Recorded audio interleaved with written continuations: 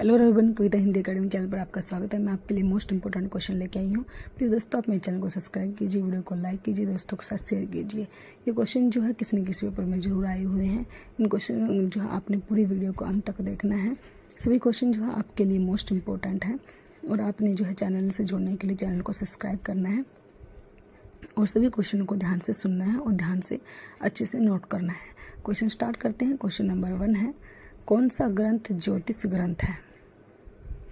बताना है कौन सा ग्रंथ जो है ज्योतिष ग्रंथ है। अच्छा क्वेश्चन है, पेपर में आता है, मोस्ट इम्पोर्टेंट क्वेश्चन है। ज्योतिष ग्रंथ के बारे में पूछा है। कौन सा ग्रंथ जो है ज्योतिष ग्रंथ है, उसके बारे में पूछा गया है। क्वेश्चन नंबर 1 है। डेली दोस्तों मैं आपके लिए जो है वीडियो लेके आती हूँ, तो आपने जो है चैनल को सब्सक्राइब करना है। कौन सा ग्रंथ है? हमारा क्वेश्चन नंबर 1 है। कवितावली है, दोहावली है, विरह संदीपनी, यह रामांक्य प्रश्नावली।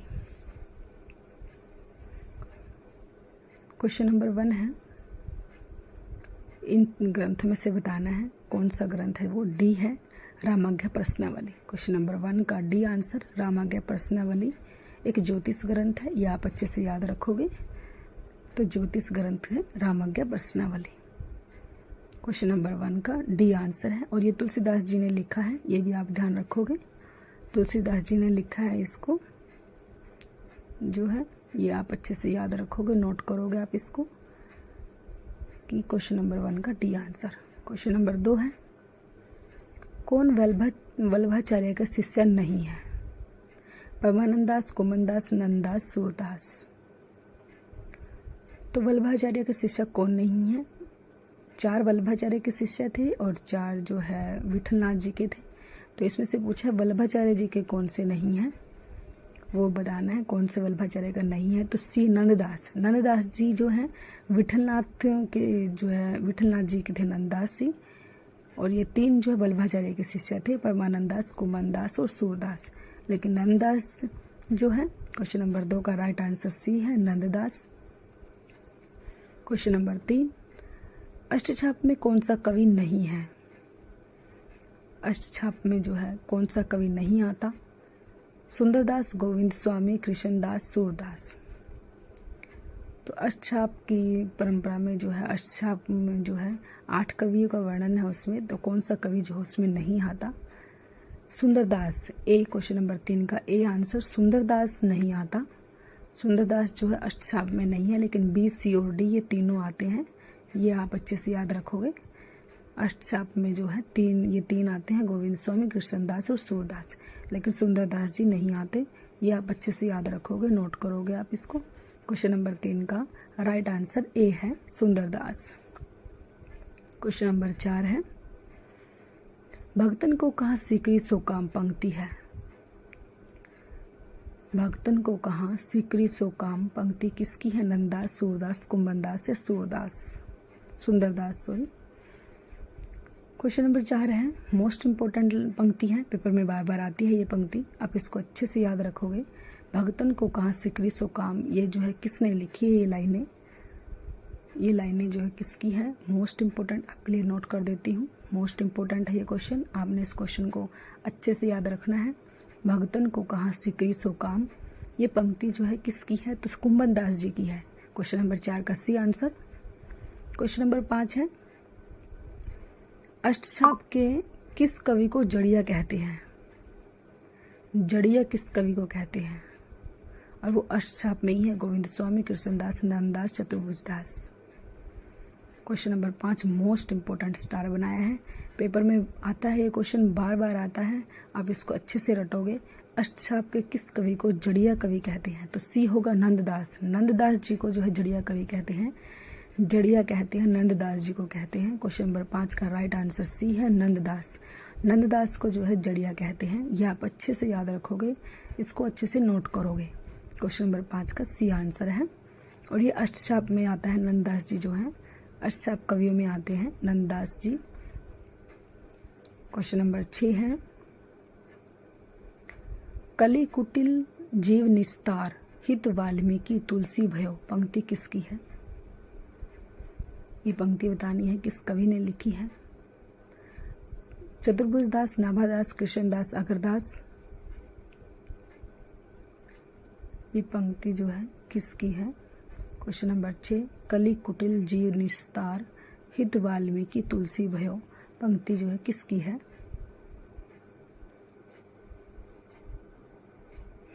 बी होगा, नाभादास जी की है ये पंक्ति।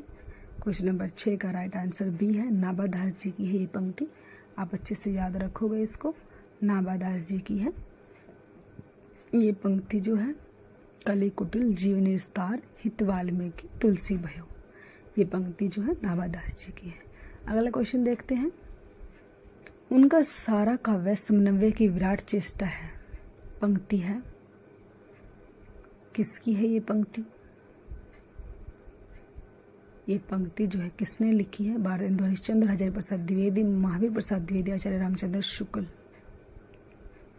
क्वेश्चन नंबर 7, उनका सारा काव्य समन्वय की विराट चेष्टा है, ये जो है किसने कहा है। उनका सारा काव्य समन्वय की विराट चेष्टा है, ये पंक्ति जो है बी होगा, हजारी प्रसाद द्विवेदी। हजारी प्रसाद द्विवेदी जी ने कहा है ये तुलसीदास जी के बारे में, ये भी आप नोट करोगे। हजारी प्रसाद द्विवेदी जी ने तुलसीदास जी के बारे में कहा है। अगला क्वेश्चन है क्वेश्चन नंबर 8, मैं पुनि पुनि गुरु सन सुनी कथा सो शुकर खेत, पंक्ति किसकी। नंददास, कबीरदास, तुलसीदास या सूरदास।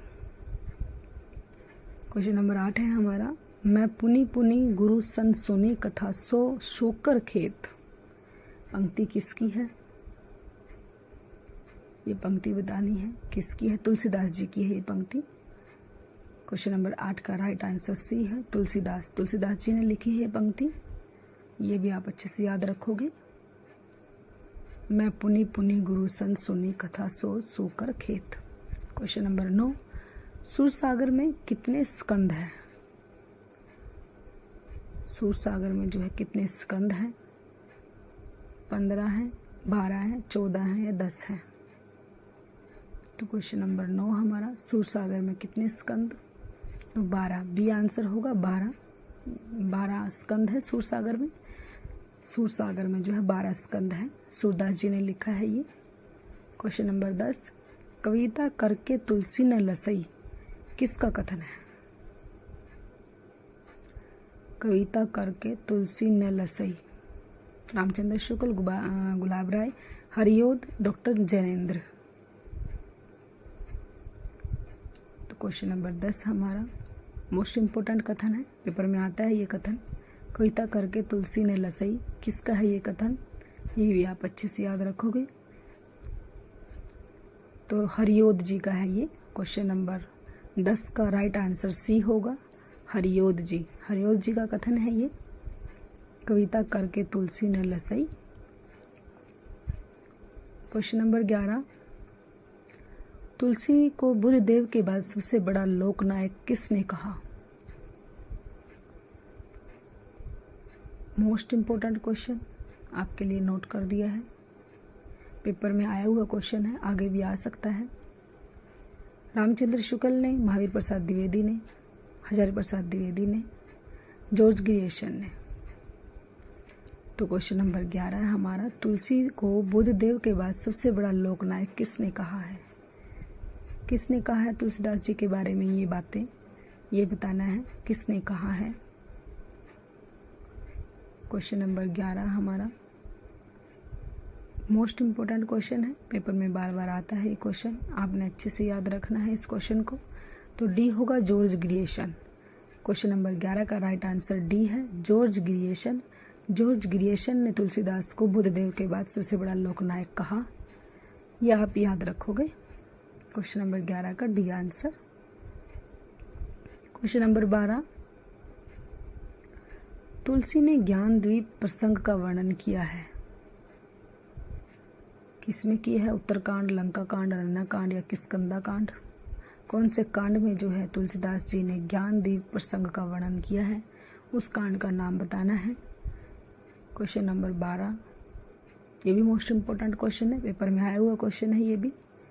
तुलसीदास ने कौन से कांड में ज्ञानदीप प्रसंग का वर्णन किया है, उस कांड का नाम बताना है।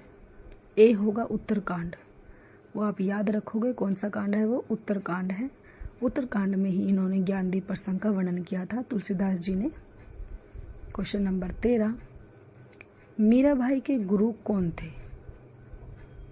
कबीर, रामानंद, रैदास, दादू। गुरु से संबंधित क्वेश्चन जरूर आता है, सभी जो है राइटर हैं उनके गुरु के बारे में पूछा जाता है, तो आपने अच्छे से याद रखना है कि मीराबाई का गुरु कौन है, किसके गुरु कौन है। तो सी होगा, रैदास जी है मीराबाई के गुरु। क्वेश्चन नंबर 13 का right answer c, Raidas. Raidas ji हैं मीराबाई के जो गुरु हैं वो रैदास जी हैं, ये आप अच्छे से याद रखोगे। क्वेश्चन नंबर 14 है, हिंदी का जातीय कवि कहा जाता है? मोस्ट इंपोर्टेंट क्वेश्चन, हिंदी का जातीय कवि किसे कहा जाता है? कबीरदास, कृष्णदास, तुलसीदास, सूरदास। बताना है क्वेश्चन नंबर 14, हिंदी का जातीय कवि किसे कहा जाता है, किस कवि को कहा जाता है? क्वेश्चन नंबर 14 हमारा ए, बी, सी या डी, तो सी होगा, तुलसीदास। तुलसीदास जी को कहा जाता है, जातीय कवि जो है वो तुलसीदास जी को कहा जाता है, ये आप अच्छे से याद रखोगे। तो क्वेश्चन नंबर 14 का सी राइट आंसर होगा, तुलसीदास जी। तुलसीदास जी को जो है हिंदी का जातीय कवि कहा जाता है। क्वेश्चन नंबर 15, कौन सी रचना ब्रज भाषा में नहीं है? विनय पत्रिका, कवितावली, रामचरितमानस, दोहावली। ब्रज भाषा में नहीं है। 3 रचनाएं ब्रज भाषा में लिखी गई है, लेकिन एक है जो ब्रज भाषा में नहीं है, तो वो सी है, रामचरितमानस। रामचरितमानस जो अवधी भाषा में लिखा गया था, ये भी आप अच्छे से याद रखोगे। रामचरितमानस जो है वो अवधी भाषा में लिखा गया था, लेकिन विनय पत्रिका, कवितावली और दोहावली जो है ब्रज भाषा में लिखी गई थी, ये भी आप अच्छे से नोट करोगे। ये क्वेश्चन आता है कई बार कि विनय पत्रिका किस भाषा में लिखी गई है, तो ब्रज भाषा में लिखी गई है विनय पत्रिका, ये भी आप अच्छे से याद रखोगे। तो क्वेश्चन नंबर 15 का राइट आंसर सी है, रामचरितमानस। रामचरितमानस। क्वेश्चन नंबर 16, सुदामा चरित खंड काव्य के लेखक हैं? तुलसीदास, सूरदास, कबीरदास या नरोत्तम दास। सुदामा चरित एक खंड काव्य है, ये भी आप याद रखोगे, ये खंड काव्य है। सुदामा चरित जो है वो एक खंड काव्य है, इसको भी आप ध्यान रखोगे। तो डी आंसर होगा, नरोत्तम दास जी ने लिखा है इसको, नरोत्तम दास जी ने लिखा है। क्वेश्चन नंबर 16 का राइट आंसर डी है, नरोत्तम दास। नरोत्तम दास जी ने जो है, तुलसीदास, सूरदास, कबीरदास नहीं है, लेकिन नरोत्तम दास है। नरोत्तम दास जी ने जो है सुदामा चरित्र एक खंड काव्य है, ये लिखा है, ये भी आप अच्छे से नोट करोगे। अगला क्वेश्चन है क्वेश्चन नंबर 17, रूपकों का बादशाह कहा जाता है? मोस्ट इंपोर्टेंट क्वेश्चन आपके लिए नोट कर दिया है, मोस्ट इंपोर्टेंट है, इसको आप अच्छे से याद रखोगे, पेपर में बार बार आता है ये क्वेश्चन। रूपकों का बादशाह किसे कहते हैं? तुलसीदास, बिहारीलाल, कबीरदास या सूरदास। तो किसको जो है रूपकों का बादशाह कहा जाता है? क्वेश्चन नंबर 17, ए, बी, सी या डी। तो ए होगा, तुलसीदास। तुलसीदास जी को रूपकों का बादशाह कहा जाता है, ये आप अच्छे से नोट करोगे। वो कौन से राइटर हैं? तुलसीदास जी हैं, जिनको रूपकों का बादशाह कहा जाता है। क्वेश्चन नंबर 17 का ए राइट आंसर।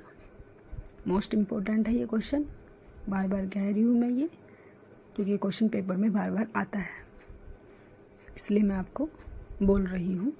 क्वेश्चन नंबर 18 है, रामानुजाचार्य के शिष्यों में रामानंद थे? रामानंद थे 14वें, 13वें, 12वें या 11वें? कौन से नंबर पे थे रामानंद जी? 14वें नंबर पे थे, ए आंसर होगा। क्वेश्चन नंबर 19, सखी संप्रदाय के प्रवर्तक हैं? हितहरिवंश, विष्णु स्वामी, हरिदास निरंजनी, स्वामी हरिदास। सखी संप्रदाय के प्रवर्तक कौन है? क्वेश्चन नंबर 19, ये भी मोस्ट इंपोर्टेंट क्वेश्चन है, ये भी पेपर में कई बार पूछा जाता है। सखी संप्रदाय के प्रवर्तक कौन है? संप्रदाय से संबंधित क्वेश्चन भी आता है, कौन से संप्रदाय में कौन है? तो स्वामी हरिदास जी हैं, डी आंसर होगा। क्वेश्चन नंबर 20 है, अष्टछाप की स्थापना किसने की थी? कुंभनदास, सूरदास, विठलनाथ, वल्लभाचार्य। क्वेश्चन नंबर 20 हमारा, अष्टछाप की स्थापना किसने की? मोस्ट इंपोर्टेंट क्वेश्चन है, पेपर में बार बार आता है। अष्टछाप की स्थापना जो है किसने की है? ये बताना है किसने की है। विठलनाथ और वल्लभाचार्य में कई बार कन्फ्यूजन होती है, तो विठलनाथ ये ध्यान रखना है आपने। क्वेश्चन नंबर 20 का सी आंसर होगा। विठलनाथ जी ने अष्टसाप की स्थापना की थी, ये आप अच्छे से ध्यान रखोगे। अष्टसाप की स्थापना जो है विठलनाथ जी ने की थी। क्वेश्चन नंबर 20 का जो है राइट आंसर सी है। तो प्लीज़ दोस्तों अब मेरे चैनल को सब्सक्राइब कीजिए, वीडियो को लाइक कीजिए, दोस्तों के साथ शेयर कीजिए। Thanks for watching.